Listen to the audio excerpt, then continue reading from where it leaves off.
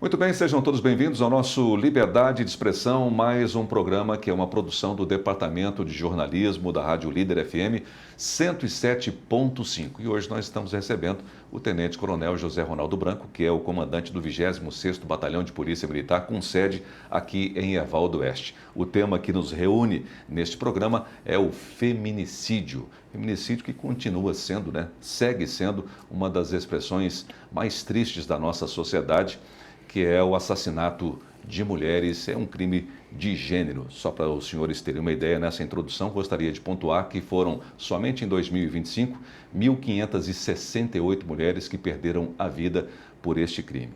Dá uma média de 4 mulheres por dia. Isso a estatística nos mostra do ano de 2025, um aumento de 4,6% em relação a 2024. Ou seja, é um assunto muito sério, e que nós temos aqui a presença do Tenente Coronel, porque a Polícia Militar desenvolveu ainda no ano de 2017 um programa chamado Rede Catarina de Proteção à Mulher. E a gente quer falar um pouco mais sobre esse programa, como ele funciona e trazer também mais alento para o público feminino que nos acompanha aqui pelo Liberdade de Expressão. Tenente Coronel, é um prazer tê-lo aqui. Então, muito obrigado pela oportunidade de estarmos mais uma vez levando à nossa comunidade a informação, aproximando e buscando sensibilizar as pessoas a respeito de assuntos diversos, aí da área da preservação da ordem pública, da segurança pública e especialmente estamos ainda no mês de março, que é o mês da mulher, e que, a bem da verdade, todo dia, todos os dias, todos os meses de todos os anos devem, ou pelo menos deveriam ser dedicados a elas, que são fonte de amor e vida, Explica para o nosso público, para o nosso ouvinte, também para as pessoas que estão acompanhando o nosso bate-papo aqui via redes sociais da rádio, como é que surgiu o programa A Rede Catarina de Proteção à Mulher. Já antecipei aqui, que foi em 2017 em Chapecó, mas qual que é o principal objetivo desse programa, Tenente Coronel? Então, o objetivo principal é garantirmos proteção efetiva para as mulheres. Mas há uma série de outros aspectos, uma série de outras possibilidades e desdobramentos das ações do programa em parceria com outros segmentos da sociedade que abrem um leque de proteção, de inclusão, de pertencimento, de orientação às nossas mulheres e às famílias de um modo geral, e inclusive também iniciativa lá de Chapecó, já de algum tempo, e que se estendeu por todo o nosso estado, além das mulheres, das famílias, dos filhos, o próprio agressor também está sendo alvo de ações positivas, pontuais, buscando a ressocialização, digamos assim, incluindo então o próprio agressor, digamos assim, numa série de medidas que levem essa pessoa a cessar o comportamento, a mudar de direção e sair desse espiral de violência e de prática de violência contra a mulher. E na prática, como é que esse programa funciona no dia a dia? Então, nós temos nos quartéis de praticamente o nosso estado, de todo o nosso estado, nós temos equipes que recebem a medida protetiva advinda do Poder Judiciário. Essa medida protetiva ela nasce de um registro de ocorrência, é provocada pela autoridade policial, pelo delegado de polícia, apreciado pelo Poder Judiciário e é expedido pelo juízo a medida que visa afastar em tese, agressor dessa pessoa, dessa mulher que está em situação de violência. Nós recebemos via sistema essa medida, a equipe da Rede Catarina, em todos os quartéis do nosso estado praticamente, fazem a triagem, fazem o cadastro desse material, mas isso imediatamente é medida de urgência, medida protetiva de urgência. E de posse desse material, aproxima-se, aborda a vítima, procede orientações, encaminha a outros segmentos do poder público da municipalidade que são parceiros, especialmente os centros de referência de assistência social.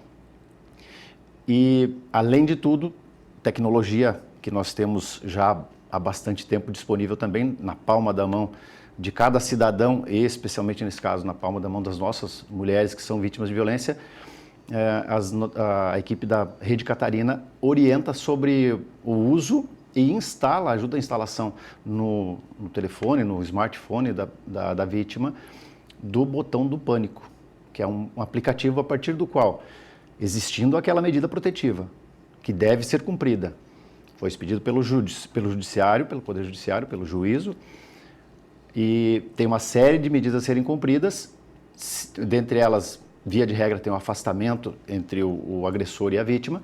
Se houver o descumprimento dessa medida protetiva, de posse desse dispositivo, a vítima vai acionar o botão do pânico.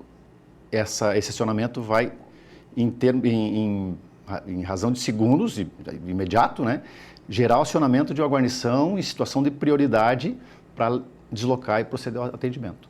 Então, há uma série de medidas visando proteção, orientação, preparação da mulher, encaminhamento da mulher, inclusive para retomar a vida e os rumos da própria vida de maneira segura e longe da violência. Tenente Coronel, eu queria que o senhor explicasse para a nossa audiência uma questão, porque ao que tudo indica e com o passar dos dias, a gente observa de que as leis elas se tornam cada vez mais rígidas, especialmente no quesito da proteção feminina. Mas mesmo assim a gente percebe um aumento dos crimes. Como eu citei na nossa introdução, 1.583 mulheres no ano de 2025 em nível Brasil. Sim. Em Santa Catarina, o problema também é muito sério. Foram 52 mortes no ano de 2025, dando uma média aí de uma morte a cada semana no nosso estado. Ou seja, na sua concepção, o que acontece? Aumenta-se o número de leis, elas se tornam mais rígidas, mas o problema se agrava cada vez mais. Então, a bem da verdade, em todas as áreas da ordem pública, nós trabalhamos com leis, nós trabalhamos com órgãos públicos capacitados, habilitados e competentes para atacar cada assunto, cada tema, mas o crime, a quebra da ordem, as infrações praticadas pelas pessoas, ela está muito mais ligada a aspectos sociais, de formação, aspectos subjetivos de cada indivíduo, do que necessariamente a existência da norma. Então existem as normas, mas a norma por si só, e os órgãos a quem compete a fiscalização, ainda que fiscalizando efetivamente, somente isso não é o bastante. Nós precisamos, e é urgente, desde que assumimos o comando em Erval do Oeste, desde os outros comandos, e não é o comandante, não é o coronel Ronaldo quem fala, mas é a polícia militar, que é uma polícia de proximidade, que é uma polícia calcada na filosofia de polícia comunitária. Nós estamos em contato com a comunidade há muito tempo, falando sobre o resgate de valores, resgate de noção de pertencimento e convívio comunitário. Para quê? Para que famílias fortes aliem seus filhos em rumos, num lastro de valores adequado, de tal modo que os nossos filhos cresçam, vão à escola e a escola contribua na formação dos nossos filhos e tenhamos cidadãos capazes de agir e reagir, habitar em sociedade e sem quebrar a ordem, digamos assim. Mas então, quando a gente tem quadros de degradação do tecido social, onde nós temos as famílias perdendo seus valores, nós temos o tecido social solapado ao longo dos anos, a tendência é que as pessoas continuem praticando crimes, mesmo existindo leis e mesmo existindo os órgãos de fiscalização. Falando sobre Santa Catarina, e especificamente, melhor falarmos das nossas cidades aqui, os números de feminicídio é inadmissível, né? Mas, se for falar de números, na nossa região, na área do nosso batalhão e do grande comando regional, 10º Comando Regional de Joaçaba, os números estão dentro de um patamar estatístico toleráveis, números baixos em termos de feminicídio. Porém, a violência doméstica em si, ela continua crescendo. E esses números crescem em relação à violência doméstica, é uma leitura técnica nossa, não é achismo.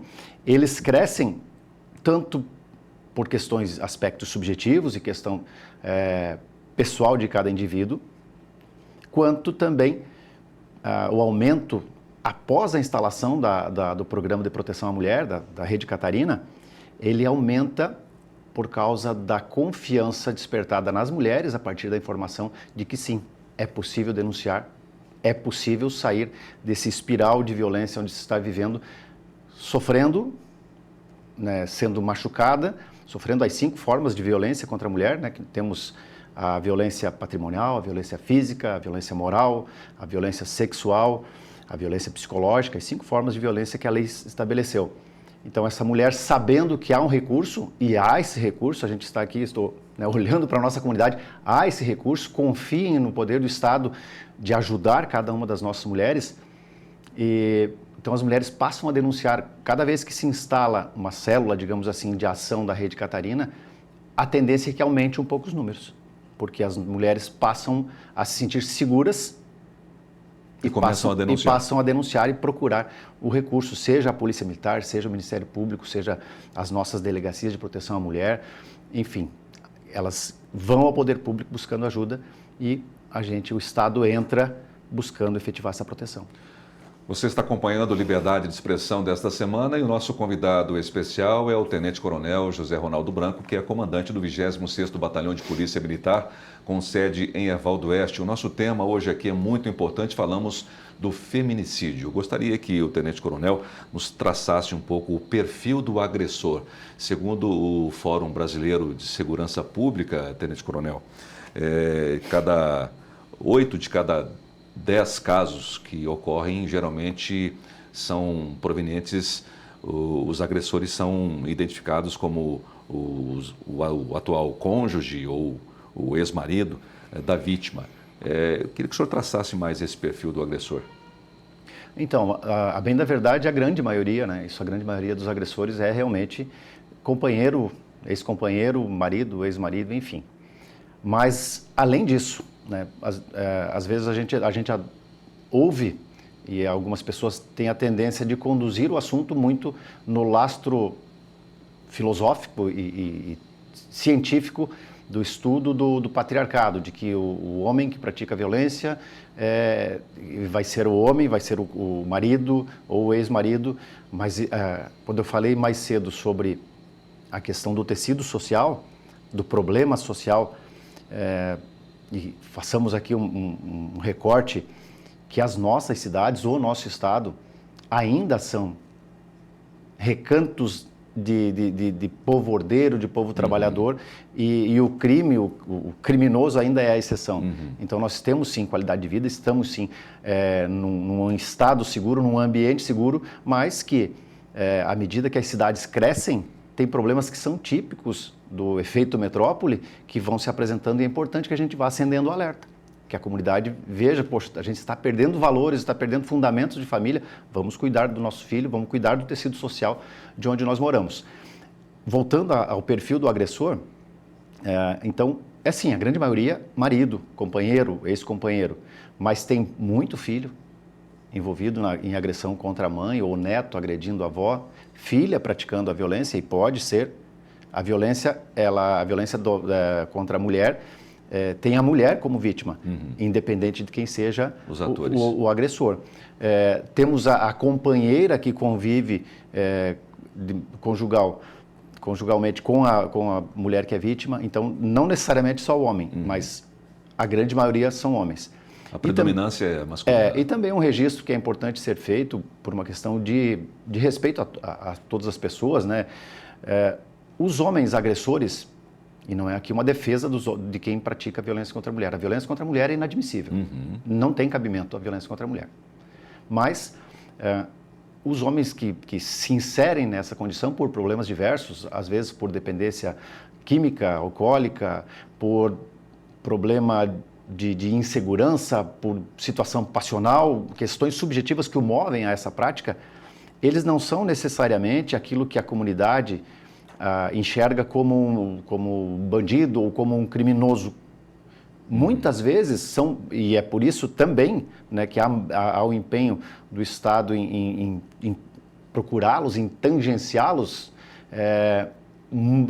Boa parte dos homens que estão envolvidos em agressão contra as mulheres, em violência contra as mulheres, são pessoas ditas popularmente como pessoas de bem, pessoas trabalhadoras, mas que nesse aspecto, infelizmente, por razões diversas, inclusive doentias, acaba se inserindo num contexto de praticar violência, de repetir a violência praticada contra as nossas mulheres.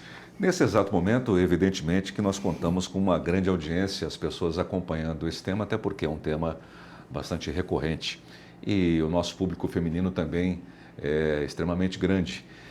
O senhor acredita que as mulheres, o porquê que as mulheres têm dificuldade de denunciar casos de violência doméstica, comandante? Também é complexo, né? Também é algo bem amplo.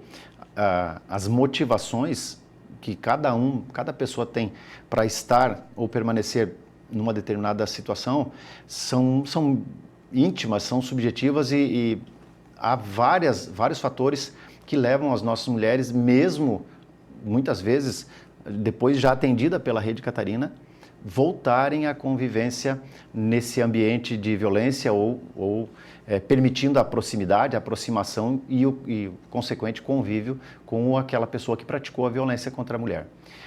Então, tem a situação de insegurança, tem a situação de incerteza sobre o amanhã, tem a questão ligada a dependência financeira, a prover os recursos financeiros. E há, às vezes, aquele aconselhamento de alguém, quem é que vai criar teus filhos, quem é que vai sustentar a tua casa? Tem uma série de fatores que levam as mulheres a permanecerem. É triste quando a gente ouve alguém, a gente, olhando novamente para a comunidade, a gente conclama a comunidade, convida a comunidade a entender a situação dessas pessoas e buscar efetivamente ajudar essas pessoas a saírem, a afastarem-se dessa situação de sofrimento e de violência, ao invés de apontar o dedo. Às vezes, as pessoas dizem, não, a mulher que fica numa condição dessa não tem vergonha, não tem amor próprio. É uma submissão. E não é. São questões subjetivas, são questões próprias dessa pessoa, insegurança, incerteza, medo. Há também, em razão da natureza das ameaças e do conhecimento da pessoa que pratica a violência, há o medo em relação à sua integridade física e à própria vida. Então, há uma série de fatores que, infelizmente, muitas vezes permitem e induzem as nossas mulheres a permanecerem em situação de violência. Mas, mais uma vez, me permita, mais uma vez a gente pede, a gente conclama as nossas mulheres a mudar o rumo. A Polícia Militar, como eu falei mais cedo, a gente acredita numa sociedade melhor partindo da célula máter, da célula inicial, que é a família. Precisamos de família forte, só que essa família forte ela tem que estar saudável. Uma família onde há um berço de violência e de risco à saúde, ao patrimônio e à vida, já não é mais uma família. Se não há remédio para essa família, é melhor que separe. Então, a gente convida as mulheres à reflexão, ao cuidado e procure ajuda. Denuncie, por favor. E diante dessa problemática e também essa incapacidade, entre aspas, da mulher que se vê numa situação dessas, penso que o entorno, vizinhanças, amigos, familiares, poderiam fazer esse papel também de denunciante, não, comandante? Com certeza, nós temos inclusive em Santa Catarina campanhas de toda a ordem, uma recente, né, em Santa Catarina, conclamando, convidando, inclusive foi chamado um lutador famoso, um lutador brasileiro que foi campeão mundial de MMA, e ele faz a chamada convidando as pessoas a terem a coragem de denunciar. Então, sim, é importante que as pessoas, avistando a violência, sabendo que há violência e diante da inércia da vítima, ou mesmo que a vítima também procure, mas quem testemunha, quem assiste, quem sabe da prática de violência contra a mulher, tem sim o dever cidadão de denunciar. Para aquelas mulheres que, de repente, estão passando por essa situação dentro da sua própria residência, mas ainda não se tocaram disso, existe um padrão, existem sinais do agressor que vai cometer um eventual feminicídio? As condutas humanas, de um modo geral, elas, e uma conduta drástica, como é o homicídio, né? Matar alguém, nesse caso o feminicídio, não são assim previsíveis, né? Tem condutas que podem ser pelo ímpeto, pode ser mas quando a violência, isso cientificamente comprovado, a violência nesse ambiente, nesse meio, ela tem a tendência de ser escalonada, de começar gradativamente. Então ela começa gradativamente, vai acontecendo, há situações de separação, de afastamento, ao retorno, nesses retornos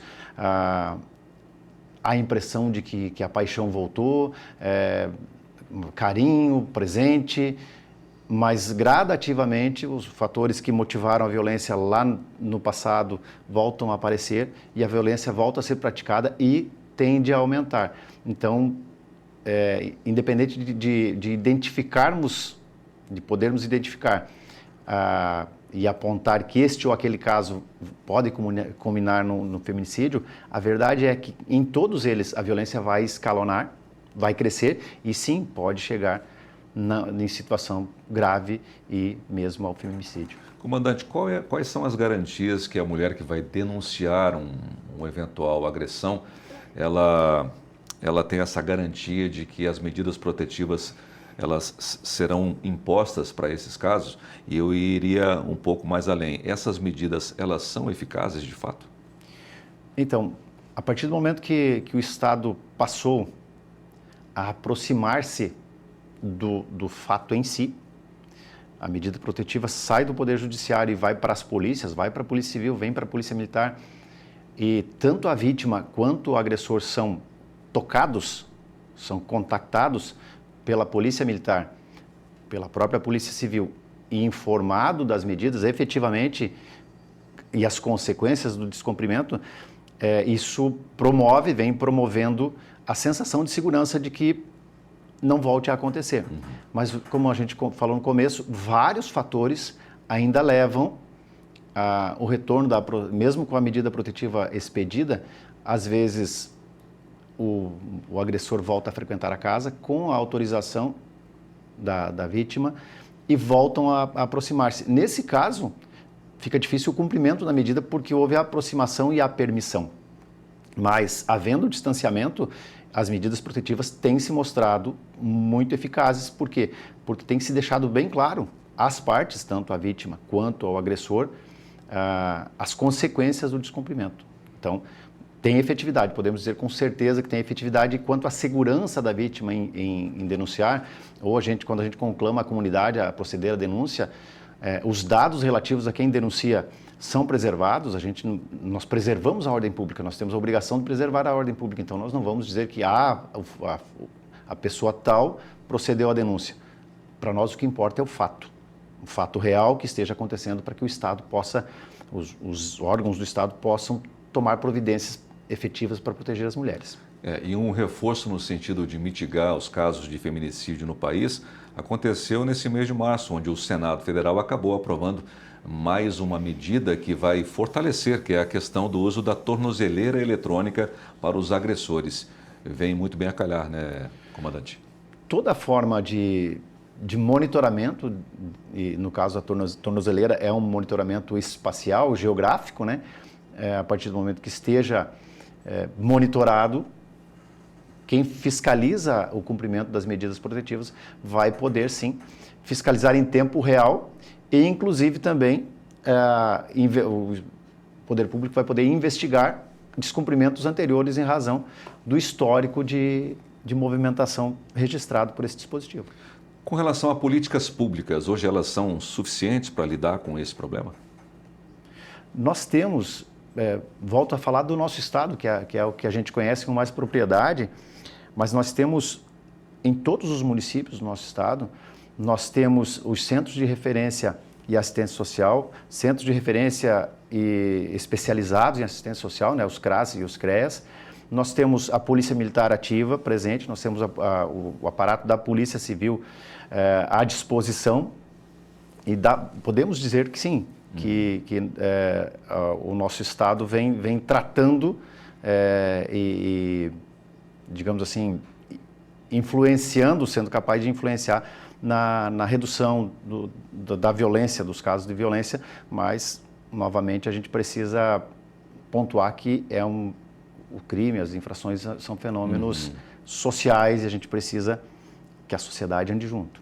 A gente falou de números aqui na introdução do nosso bate-papo, né, do número recorde, aliás, segundo o Fórum Brasileiro de Segurança Pública, nos últimos 10 anos o Brasil bateu um recorde, né, de feminicídios dos últimos 10 anos. Eu lhe perguntaria, as leis, elas são muito brandas? Precisamos criar mais leis ou precisamos cumprir as leis já existentes? A sua pergunta é perfeita, eu não quero ser redundante, né?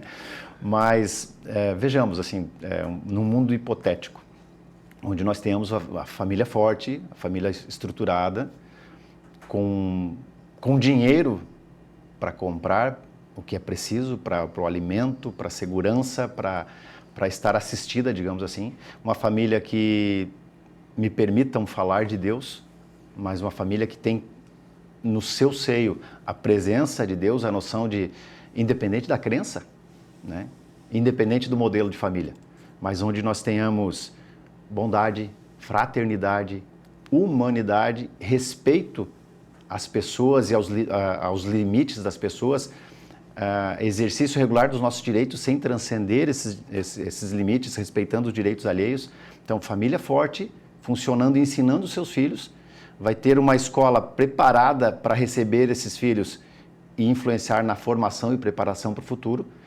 E quando essas crianças, jovens já saírem da escola para a vida, a tendência de que eles venham a delinquir ou venham a praticar crimes, ela é quase nula. Então, mesmo o crime sendo algo para a filosofia e para a ciência jurídica, o crime sendo algo típico do homem, um homem criado num lastro de valores sólido, numa sociedade forte, numa comunidade forte, tem uma tendência muito menor de praticar crime do que a pessoa que cresceu com uma família comprometida, num seio de violência, onde o pai agride a mãe, onde a mãe às vezes é usuária de drogas e em razão disso, dos seus próprios problemas, torna esse ambiente lar complicado.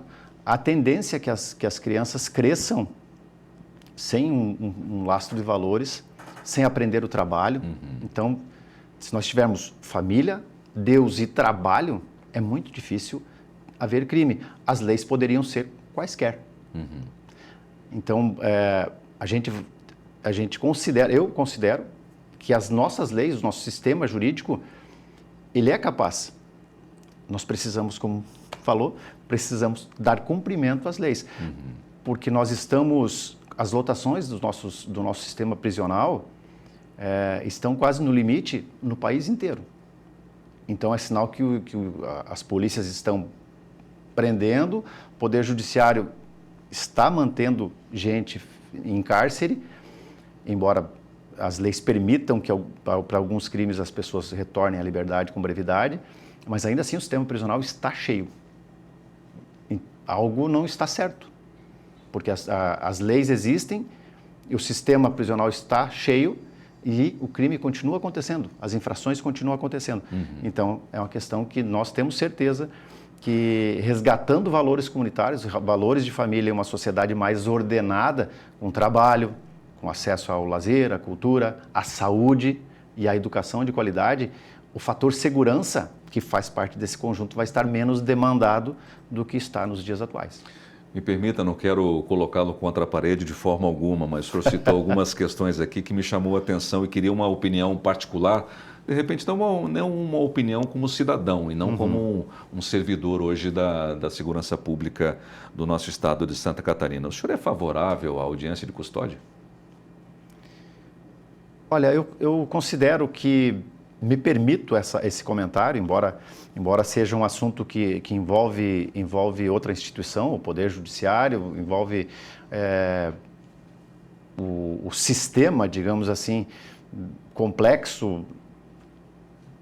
Eu considero que o modelo de audiência de custódia pudesse estar mais bem composto. Estruturado. Não, ele tem a estrutura funciona, né? Funciona e atende... O modus operandi que de repente está... A composição.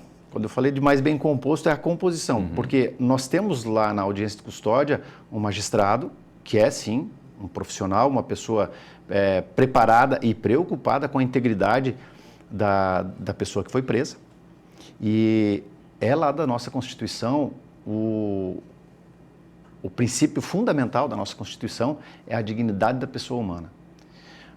O policial militar formado, diferente do que às vezes a gente acaba ouvindo por aí de quem talvez não tenha muita leitura das ciências militares, policiais, o policial, ao longo da formação de um oficial em 2 anos, a minha época eram 4 anos, a formação de um policial ao longo de 10 meses do nosso início de carreira das praças, jamais, em momento algum, mesmo o soldado Ronaldo, foi soldado em 1992, jamais um policial militar é ensinado, é induzido, é orientado a ser violento.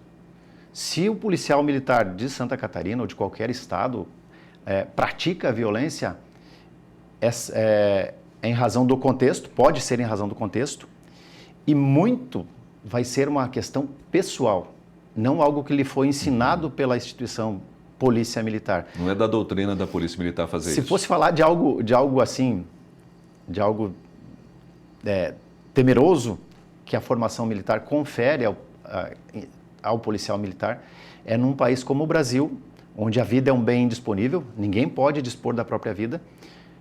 A gente forma um pai de família, ou um filho de uma família, filhos e filhas, né? Temos as nossas guerreiras, as mulheres da Polícia Militar, e essas pessoas vão em lugares onde ninguém vai, onde às vezes ninguém foi, em horários absurdos, 2, 3, 4 horas da manhã, em quaisquer horários do dia ou da noite, sem saber se voltam, com o risco da própria vida. Então, algo temerário da formação militar é a gente convencer um cidadão consciente de que ele vai desembarcar de uma viatura mesmo com o risco da própria vida para proteger as pessoas.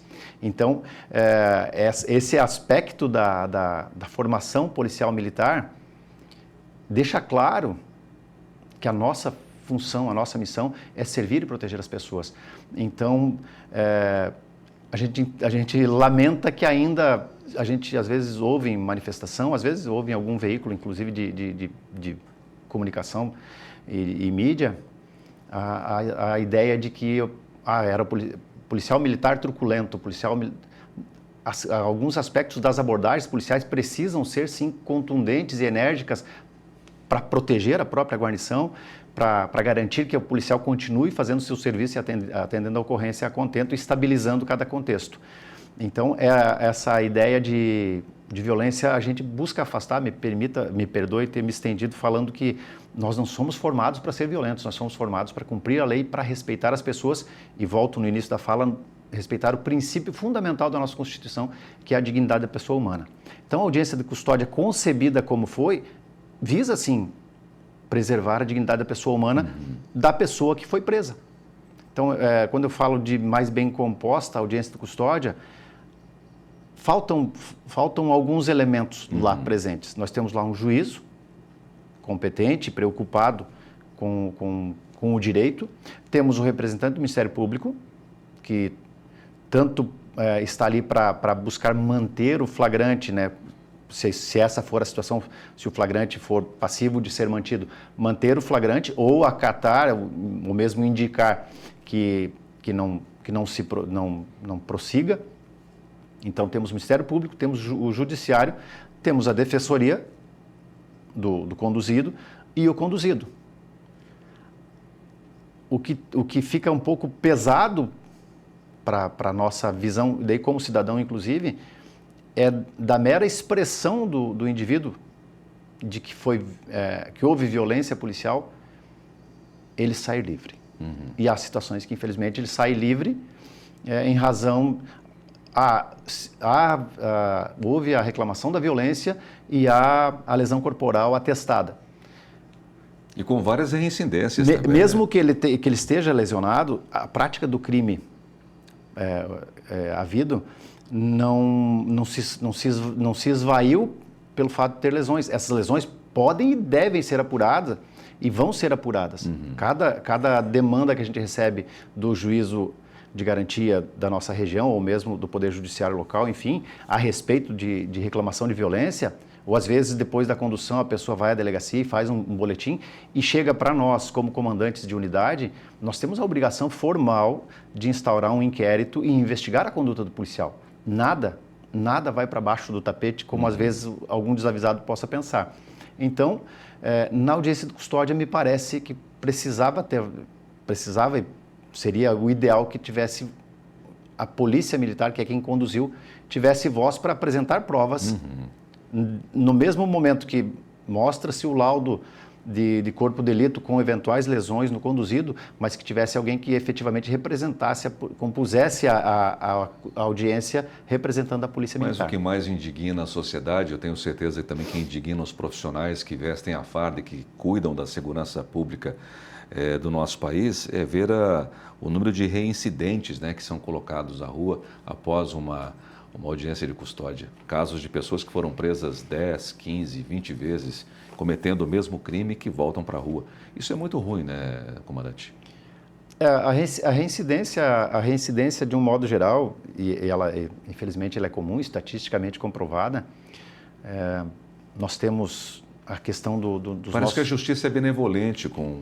Na questão dos nossos adolescentes, por exemplo, o adolescente ele não é apreendido, não fica recluso, exceto em condutas muito graves. Então, nós temos nas grandes cidades, temos casos de adolescente conduzido 100, 120 vezes.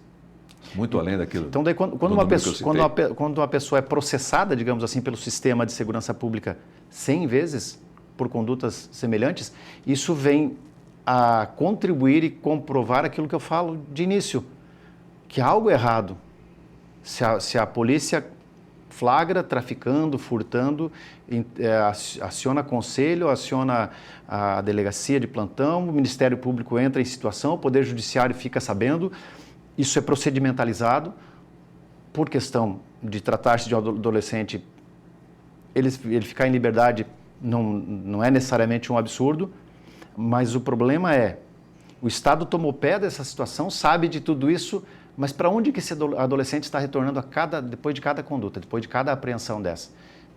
Em regra, ele acaba voltando para o mesmo meio, para o mesmo seio de violência, de drogadição, de crime, onde cresceu, onde está vivendo. Então, a estrutura oferecida, muitas vezes, para procedimentalizar, ela funciona, mas o seio social onde está inserido a pessoa, não.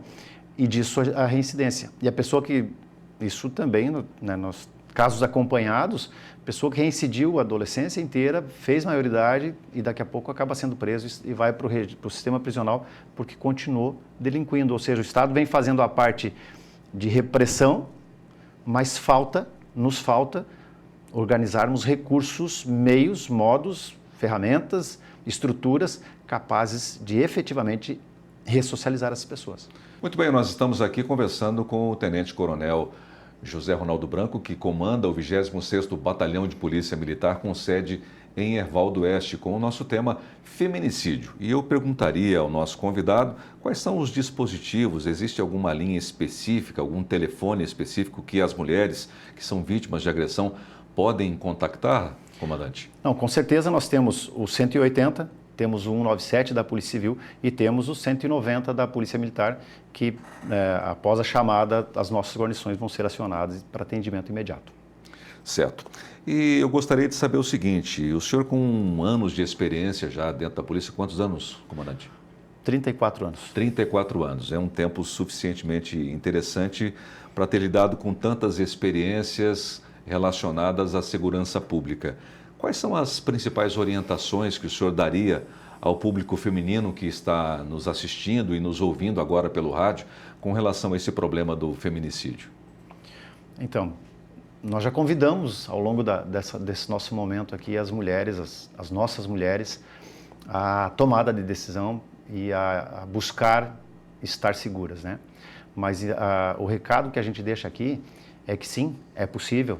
Sim, o Estado pode oferecer condições, o poder público pode oferecer condições para que você, mulher que é vítima de violência, esteja atendida, protegida e segura. aos homens, às pessoas que convivem de um modo geral com as mulheres e que eventualmente estejam inseridos nessa situação de prática de violência, e a todos, a todo o público de um modo geral, não me entendam mal, mas não dá mais para nós termos a mulher sendo abusada, sendo vítima de violência, morrendo por questões subjetivas, por questões passionais ou por quaisquer que sejam os motivos. É uma fala que a gente sempre faz por aí afora na qual a gente acredita, é que a mulher é um ser tão fantástico, é um ser tão incrível, que depende dela. Se não fosse pelo seio, pelo ventre de uma mãe, ninguém de nós estaria aqui. Então a mulher, ela é fonte da vida, e a gente convida a comunidade. Ajudem, protejamos as nossas mulheres e tenhamos o futuro melhor. E um programa como esse ele é fundamental para levar esse tipo de orientação e de informação, porque a sociedade como um todo ela está muito carente de informação, né, comandante? É um outro assunto que a gente tem batido na tecla, está aqui comigo.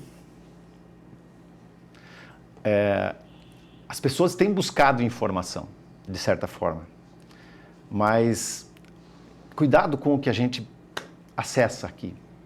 Cuidado com o tempo que fica num smartphone, que fica no seu iPhone, nos seus dispositivos de acesso à grande rede. Na verdade, o problema não é isso aqui, é quem opera isso aqui. Né? Justamente, nós vamos... A tecnologia ela é fundamental. Nós andamos pela rua, tem gente no trânsito, cuidando, um olho no trânsito e outro no smartphone. Na rua, correndo, olhando isso aqui, andando de bicicleta, olhando isso aqui, de moto e olhando o telefone. Sentado na praça, ao invés de estar conversando ou brincando no telefone.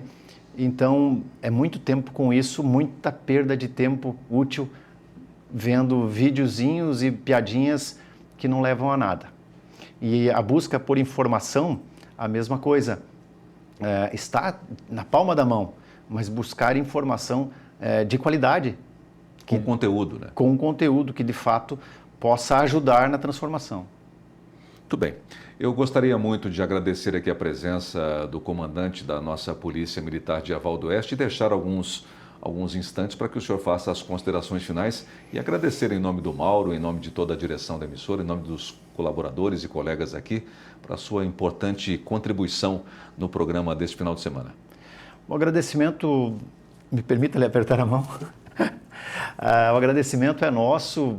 A Polícia Militar, para nós, para todos nós policiais militares, é uma satisfação a cada aceno dos nossos órgãos de imprensa, que são nossos parceiros perenes, pelo bem, em prol da comunidade, em prol da sociedade e pelo bem de todos. Então, a cada espaço cedido onde a gente possa levar alguma informação, e a gente espera de verdade que as informações trazidas possam contribuir, possam ajudar as pessoas na mudança de atitude, na mudança de vida, buscar qualidade de vida, buscar trabalho, buscar vitória, buscar melhor condições para os seus filhos, para si próprio, para sua família. Então, se a nossa informação for útil de fato e ajude para nós, é uma alegria. Então, a gente agradece sempre quando a gente consegue estar aqui de frente para a comunidade levando informação. Esse espaço nos é muito útil e fica o recado que o 190 é 24 horas por dia.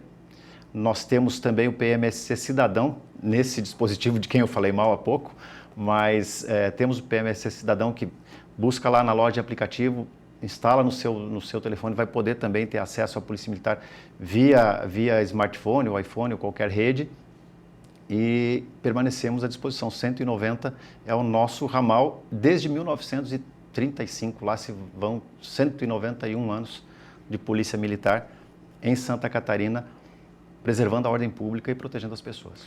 Muito bem, leve o nosso fraternal abraço a toda a corporação, a todos os seus comandados, e a gente espera e deseja, né, almeja que o trabalho da Polícia Militar continue muito eficaz, muito eficiente, cuidando da segurança pública da nossa sociedade. Obrigado, Tenente Coronel Ronaldo. Sempre às ordens. Valeu. E a você que esteve conosco, aos ouvintes da Rádio Líder, aos amigos que acompanham também via vídeo, né, nas nossas redes sociais, o nosso agradecimento, a nossa gratidão também por você estar nos acompanhando sempre, nos dando a honra da sua presença aí do outro lado, né? Essa amizade que se consolida cada vez mais, que se fortalece cada vez mais aqui por meio deste veículo de comunicação que é a Rádio Líder. Obrigado a todos, um grande abraço e até o próximo Liberdade de Expressão.